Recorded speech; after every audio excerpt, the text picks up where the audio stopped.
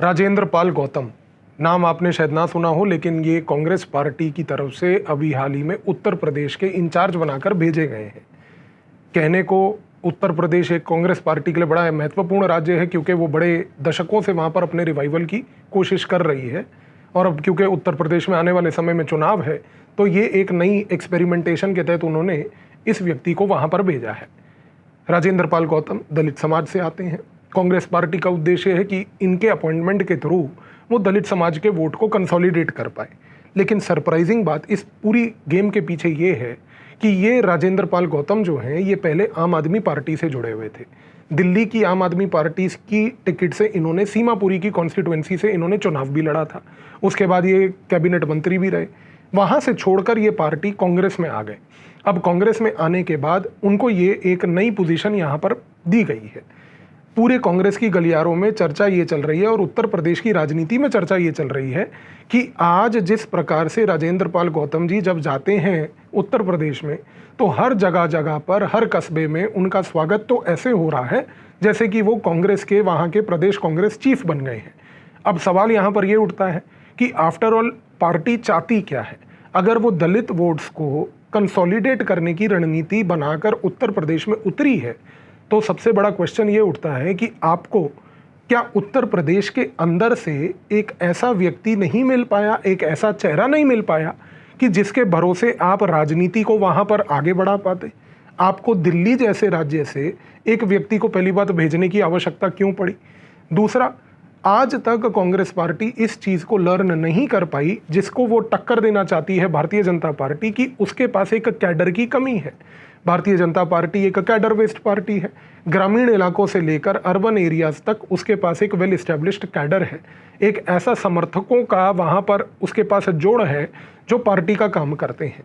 यहाँ पर ये पैरा ट्रूपिंग की जो एबिलिटी है, इस पैरा ट्रूपिंग से जहाँ पर आपने पैराशूट से एक लीडर भेज दिया, उसकी क्या एक्सेप्टेबिलिटी वहाँ पर लोकल लेवल पर होगी, ये आज भी एक बहुत बड़ा डिबेट का विषय बना रहेगा। लेकिन एक चीज़ समझने की कोशिश कीजिए इस पूरे डिबेट में, जो सबसे महत्वपूर्ण पॉइंट वो ये है कि जब दूसरी पार्टी का कोई व्यक्ति ऐसे किसी पार्टी में आता है, तो क्या वो माना जाए कि उस पार्टी के अंदर वो आज की डेट में उस पार्टी की विचारधारा को आगे बढ़ा पाएगा, या क्या वो केवल एक मौका परस्त व्यक्ति था जो सिर्फ इस मौके का फ़ायदा उठाते हुए इस चीज़ का साथ बन गया? आज भारत की राजनीति में ये सबसे बड़ा पॉइंट भारत की राजनीति को हॉन्ट कर रहा है।